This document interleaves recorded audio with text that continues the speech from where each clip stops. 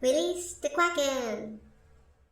Greetings, fellow game designers. Ron here at Lame Duck Studios, and throughout this tutorial series we've been setting up our menu system with the use of our controller as well as the D-pad, the mouse, and the arrow keys.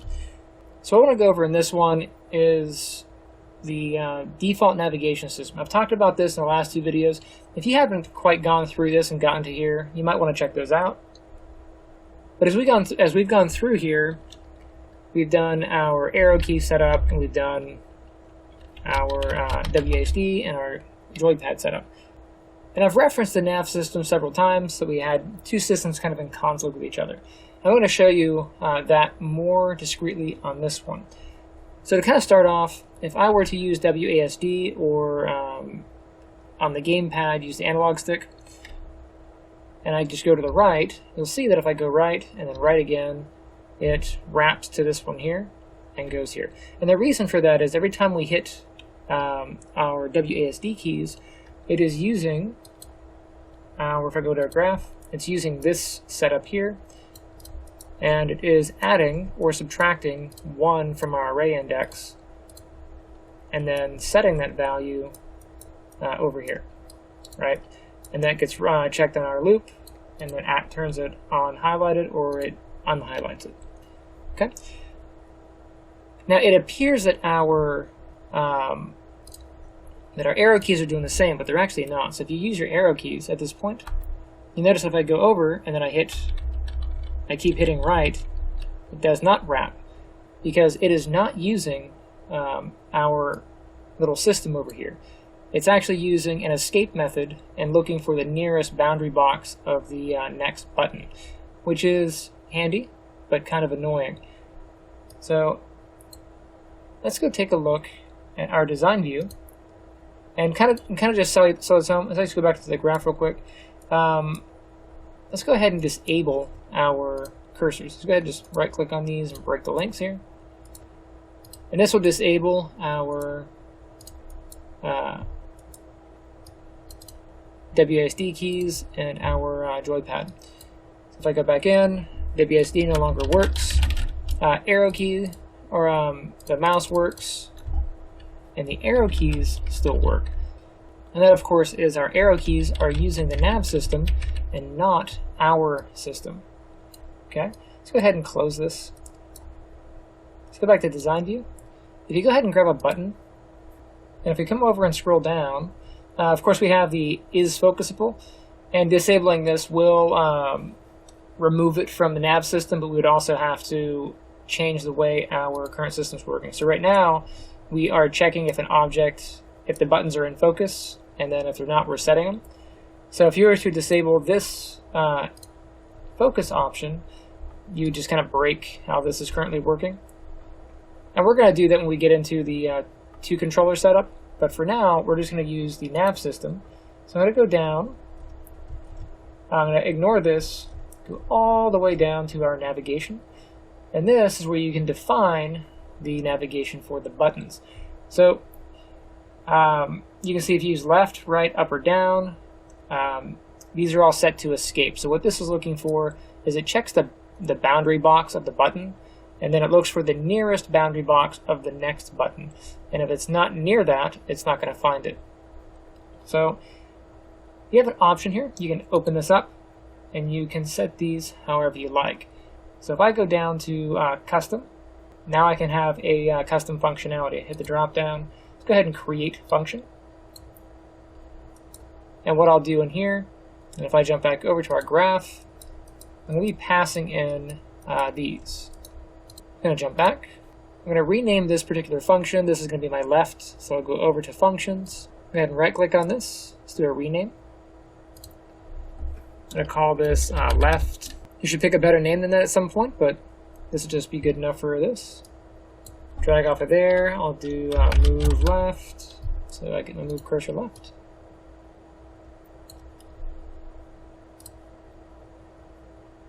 Go back to my design view.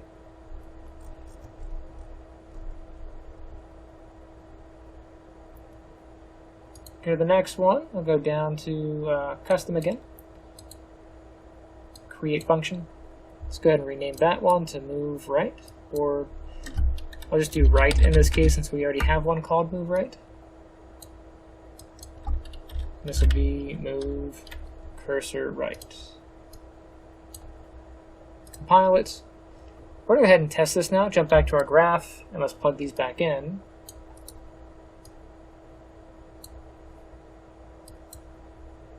And if I hit play and I move to the right,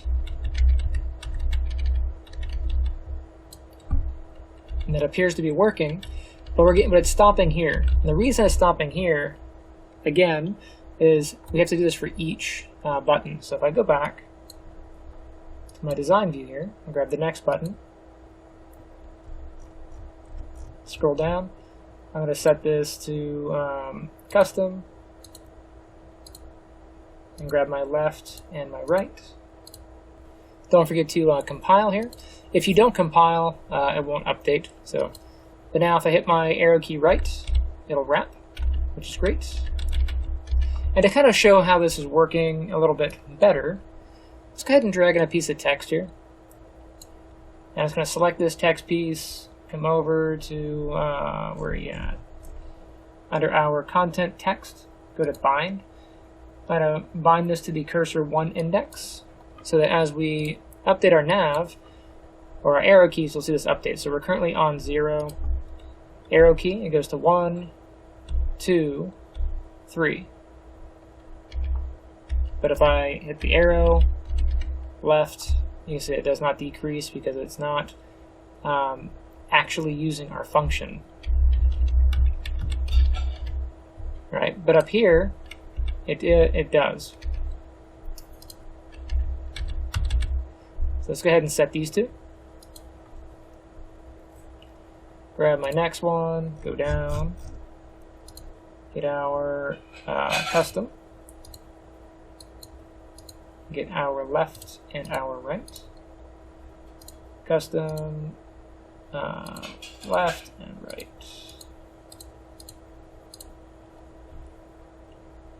Compile it. Alright, so that should go, and that should go back. So now this is behaving the same way our WASD keys will behave.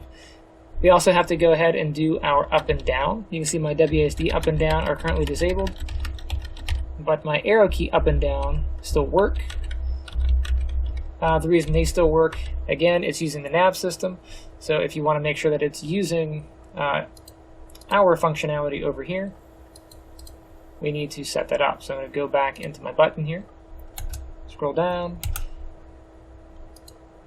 get my up, do my custom event, create function. This will be my up.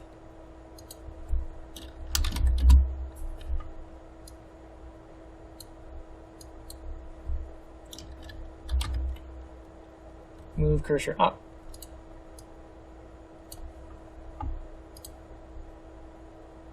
Grab my down.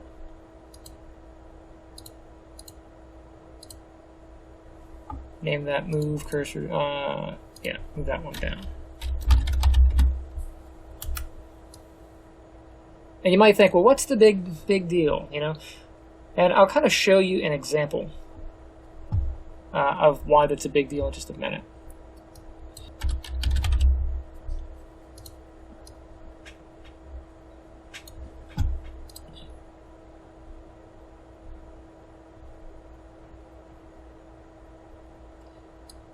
This. There. Back to my graph, design view. Let's go ahead and add those in for the other buttons.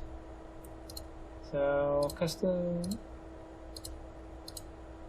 up and down. Custom, custom, up and down.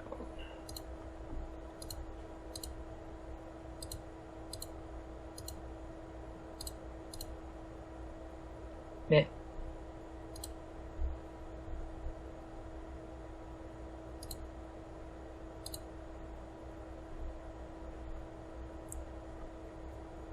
I accidentally created an extra function. Let me go ahead and delete that. I don't need you. Okay, compile it. Now if everything is correct, we should not be able to move down because we have not hooked those back up. We should not be able to move up. Okay. Let's go hook those in. Graph, plug these back in.